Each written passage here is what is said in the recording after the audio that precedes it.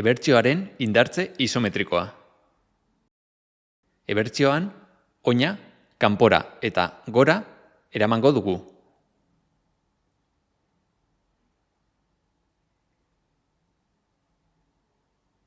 Mahai baten ondoan, aulki batean eseriko gara, eta oinaren kanpoko aldea mahaiaren hankaren kontra jarriko dugu.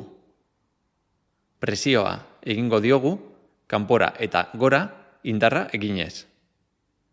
Uzkurdurari 10 segundoz eutsiko diogu, eta 10 aldiz errepikatuko dugu.